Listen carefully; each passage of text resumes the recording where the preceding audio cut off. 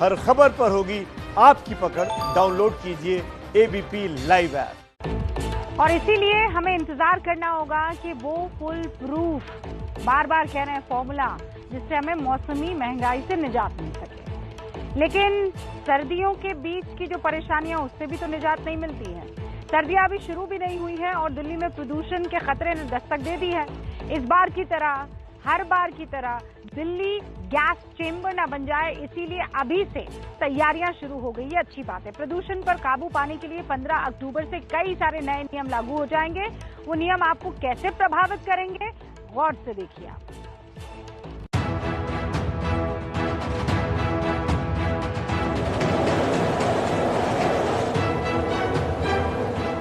ये तैयारी है उस प्रदूषण से निपटने की जो एक बार फिर दिल्ली की हवा में जहर घोलने वाला है। वो जहर लोगों की सांसों में न घुलने पाए, उसके लिए दिल्ली में इस तरह की एंटी स्मॉग गन लगाई जा रही है।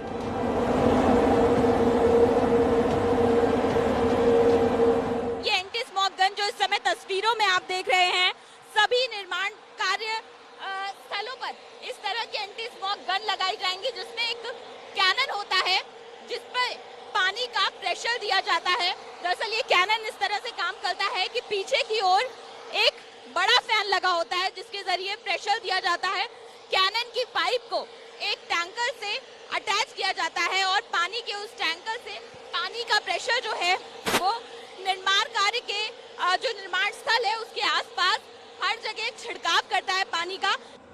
एंटी स्मॉग गन की मदद से हवा में मौजूद धूल के कणों को बैठाया जाता है। दिल्ली सरकार इस बार ऐसी गन को प्रदूषण के खिलाफ अपना बड़ा हथियार बनाने की तैयारी कर रही है। इसीलिए ये गन हर उस जगह पर लगाई जाएंगी जहां धूल उड़ने की संभावना होगी। कंस्ट्रक्शन साइट पे दिल्ली एनसीआर में जगह जगह इस तरह के स्मॉग गन्स जो है वो लगाए गए हैं। नोएडा में तकरीबन 11 जगह स्मॉग गन्स का इंस्टॉलेशन हो चुका है और दिल्ली में भी इस जगह इस तरह से कई कंस्ट्रक्शन साइट्स पे स्मॉग गन्स का इंस्टॉलेशन हो चुका है। इनके अलावा चीन की तर्ज पर इस बार दिल्ली में कई स्मॉग टावर भी बनेंगे। ये स्मॉग टावर दुनिया का दूसरा स्मॉग टावर होगा। पहला स्मॉग टावर लगा था चाइना में और दूसरा यहाँ पे लग रहा है। दिल्ली में 2 स्मॉग टावर लग रहे हैं, एक केंद्र सरकार लगा रही है और एक दिल्ली सरकार अब लगाने जा रही है। केंद्र सरकार आनंद विहार पे लगा रही है, दिल्ली सरकार कनॉट प्लेस पे लगा रही है। हालांकि ऐसे टावर बनने तक ये सर्दियां खत्म हो चुकी होंगी, इसीलिए फिलहाल ऐसे कदमों पर ज्यादा जोर दिया जा रहा है जो तुरंत असरदार साबित हो सके। इसी के तहत 15 अक्टूबर से दिल्ली एनसीआर में डीजल जनरेटर के इस्तेमाल पर रोक लगा दी गई है। इस रोक का मतलब यह है कि गुड़गांव, फरीदाबाद, गाजियाबाद और नोएडा की तमाम सोसाइटीज में पावर बैकअप देने वाले डीजल जनरेटर नहीं चलेंगे।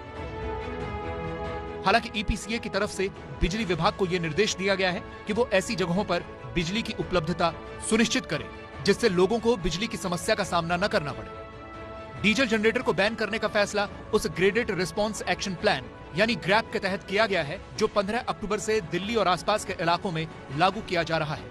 प्रदूषण से निपटने की इस योजना के तहत दिल्ली एनसीआर में कूड़े के जलाने पर रोक लगेगी, सभी निर्माण कार्यों की नियमित मॉनिटरिंग होगी, सड़कों की मशीन से सफाई और नियमित पानी का छिड़काव सुनिश्चित किया जाएगा और कुछ पावर प्लांट्स को बंद किया जाएगा। दिल्ली सरकार ने प्रदूषण से निपटने के लिए सचिवालय में एक स्पेशल वॉर रूम भी तैयार किया है। ये ग्रीन वॉर रूम किस तरह से काम करेगा इसकी तस्वीर आपको दिखाते हैं। दरअसल यहाँ पर वॉर रूम में 10 एक्सपर्ट्स की एक टीम होगी जो इस पूरी सिचुएशन को मॉनिटर करेगी कि दिल्ली में किस तरह से प्रदूषण जो है वो बढ़ रहा है या किन किन जगहों पर ध्यान देने की जरूरत है। 3 मेन स्क्रीन्स होंगी। सबसे पहली ये स्क्रीन आपको दिखाते हैं जहां पर 40 ये लोकेशंस हैं जिनके जरिए एयर क्वालिटी इंडेक्स को मॉनिटर किया जाएगा और दिल्ली की 40 अलग अलग लोकेशंस की रीडिंग यहाँ पर लगातार वहाँ पर PM10 और PM2.5 के जो लेवल हैं इनको मॉनिटर किया जाएगा। इसके साथ ही अन्य जो स्क्रीन्स हैं वो किस तरह से काम करेंगी। एक स्क्रीन जो इस तरफ लगी हुई है वॉर रूम में, ये दरअसल वो 13 हॉटस्पॉट्स हैं जिनको चिन्हित किया गया है और इनकी रियल टाइम डेटा को मॉनिटर किया जाएगा।